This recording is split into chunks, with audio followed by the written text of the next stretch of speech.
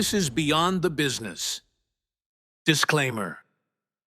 Today, I want to talk about CBAM and what it really means when it hits real supply chains.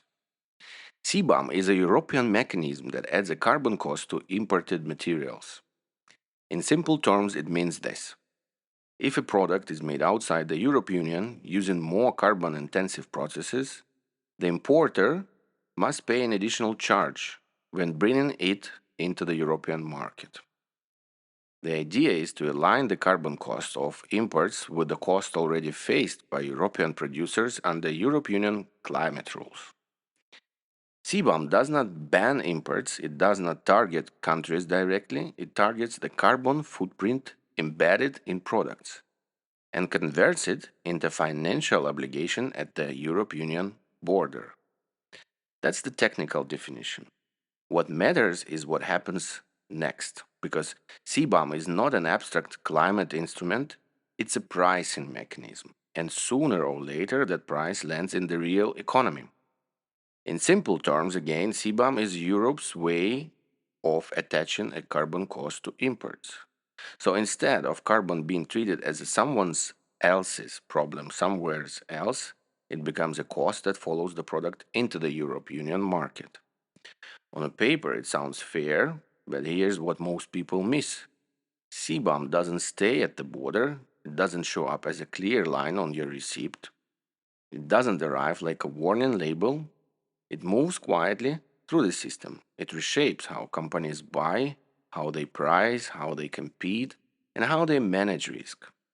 And once that happens, the cost doesn't disappear, it travels forward until it reaches the final buyer. So even if you never imported anything in your life, you still end up feeling CBAM because you live inside an economy built on supply chains. And that's why the real question is not whether CBAM sounds right in theory. The real question is what it becomes in practice. Does it reduce emissions, or does it mainly make everything heavier, slower, and more expensive, while the world adapts around it anyway? That's what I'm going to unpack. There is something bigger happening underneath CBAM. It feels like society is treated as a collateral damage. Not because anyone hates people, but because the system is designed to move cost downward. We are not solving problems anymore, we are managing consequences. And the pattern is always the same. When something breaks in the system, we don't redesign the system, we patch it. We place new layers around it, regulate it, ensure, and tax. And then quietly we push the bill down. The cost always travels one direction towards people.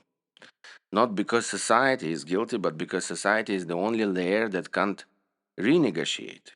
People don't wake up and decide to make life more expensive. For example, a teacher in Portugal doesn't choose higher utility bills. A worker in France doesn't vote for inflation every week. A family in Poland doesn't voluntarily pay more just to renovate a house. They don't create the pressure, they inherit it. Because the price of modern life is no longer driven only by scarcity of resources, it's driven by the cost of keeping old systems operational. So we keep stacking new requirements on top of old infrastructure, new compliance on top of old supply chains, new reporting on top of old energy realities. And when the price rises, it's framed like a natural phenomenon, as if life just became more expensive. No, life becomes more expensive because the system chooses the easiest solution, keep the structure unchanged, push the cost down, and call it stability. As long as society keeps paying, the machine keeps moving. Nothing collapses, people survive, the system looks fine. But that's not sustainability, that's managed decline. And that's why people across Europe keep saying the same thing. Life is getting harder and nobody can explain why. The reason is simple, it's not the people, it's the decision structure built above them. And CBAM fits perfectly into this pattern. CBAM is not just a policy, it's a signal that the European Union is testing new mechanisms. How to tax footprint through the supply chain without calling it a tax on people. Because once that mechanism exists, it never stays small. It starts with materials, then it moves into products, then it moves into systems, and one day it becomes normal. So, yeah, it's just the beginning.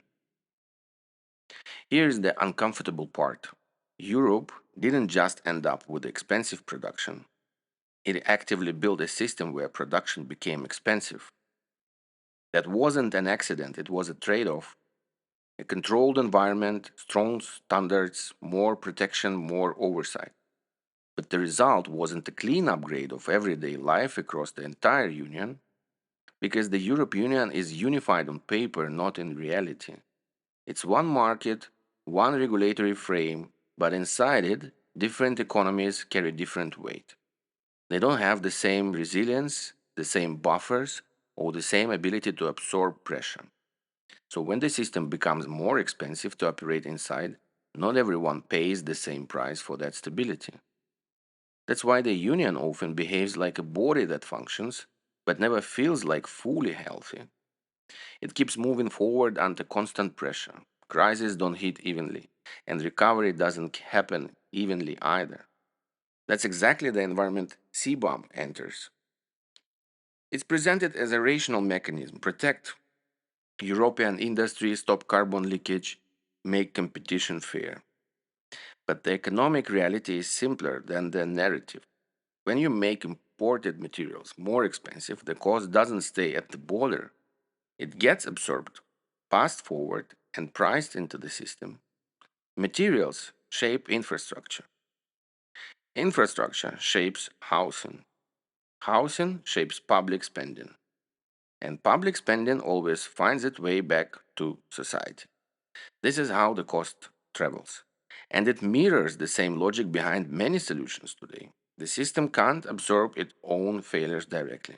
So it reroutes the cost, not openly, not transparently, but structurally. Energy becomes more expensive, insurance becomes normalized, water systems require massive reinvestment. Now industrial policy adds another layer. And the same question returns again: are we solving the problem, or are we designing a new way to invoice society for the old one? Because if the social cost keeps rising while outcomes stay uneven, the transition stops looking like progress. It starts looking like stress testing people.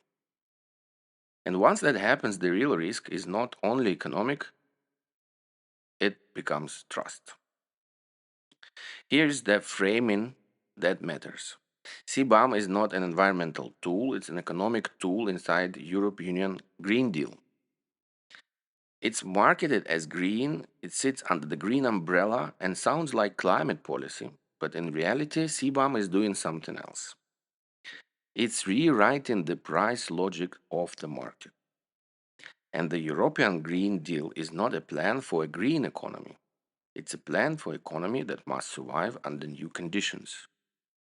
A world with more volatility, more operational pressure, more instability in energy and infrastructure.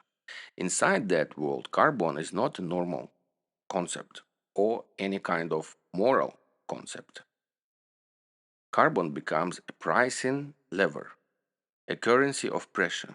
That's why CBAM exists, not to save the planet in the abstract, but to control exposure, protect industrial positioning, and force external supply chains to absorb part of Europe's cost structure. So if you want to understand CBAM, don't look at it as climate policy. Look at it as a market border mechanism, a tool that turns CO2 into tariff language. And this is where it gets really interesting. Carbon is becoming a kind of economic token, not because it's fictional, but because its value is defined by regulation and not by nature. It has a price because the system assigns it a price. It moves because rules allow it to move. In that sense, carbon behaves like currency, a tradable unit of pressure that reshapes costs, supply chains, and competitiveness, almost like a crypto layer for industrial policy. Not in the sense of hype, but in the sense of function. Carbon becomes a unit you don't hold in your hands, but you still pay for it. Now, before anyone treats CBAM like a clean solution, we need to talk about the risks it creates in the real world. Because the moment you introduce a new carbon layer into trade, you don't just change pricing, you change behavior, and not always in the way of policymakers' expectations. So here are four risks that don't get discussed enough. CBAM assumes Europe can protect internal industry while keeping supply stable. But what if supply isn't enough? Imports exist not only because they can be cheaper, they exist because demand often exceeds what local production can cover fast enough. So if Europe doesn't have the capacity to cover the volume, CBAM doesn't correct the market, it creates pressure. And under the pressure, the system doesn't become cleaner by default. It becomes slower, tighter, and more fragile. A policy can shift the map, but it can't manufacture industrial output overnight. Even if the intention is fair competition, the mechanics are simple. When core materials become more expensive, everything built on top of them becomes more expensive too. It reaches infrastructure first, then construction, then manufacturing, and eventually daily life. And who pays for that in the end? Not the commission and not politicians. The final payer is always society. People don't experience CBAM as a climate justice. They experience it as a cost increase that quietly travels through the economy until it hits their reality. This is where the narrative cracks. Because when a policy promises improvement but delivers pressure, trust collapses first. There is another consequence that doesn't look dramatic, but it's structural. When prices rise and supply tightens, projects don't always stop. They get postponed. Budgets get revised, plans get pushed forward, investment turns into waiting. And here is the irony. A tool designed to accelerate transition can slow down the physical transition of the real economy because the system starts spending more energy managing delay than building a progress. And now, the most predictable outcome of all. When a barrier appears, the market doesn't just accept it, it adapts around it. Supply chains don't think in morals, they think in routes, paperwork, classification, and legal structure. That's how carbon laundering starts. Not necessarily as illegal smuggling, more often as a gray optimization. And the product gets routed through another country, a processing steps gets added, documentation becomes the real asset, carbon data becomes negotiable, responsibility becomes blurry. CBAM tries to price carbon fairly, but the system will test the edge cases first. Because whenever carbon becomes a cost, it also becomes a tradable opportunity, and that is the core risk. The more complex the compliance layer becomes, the easier it is to turn it into a game. So that's the real CBAM story, not as a climate milestone and not as a clean technical fix. CBAM is a structural move that reshapes trading prices and industrial power inside Europe. And like every policy tool that touches the supply chain, it won't stay on the paper. It will travel straight into real life. The promise sounds clean, fairness, decarbonization, protection of local industry, but reality is always heavier. Because the first effect is cost, the second effect is delay, and the third is behavior.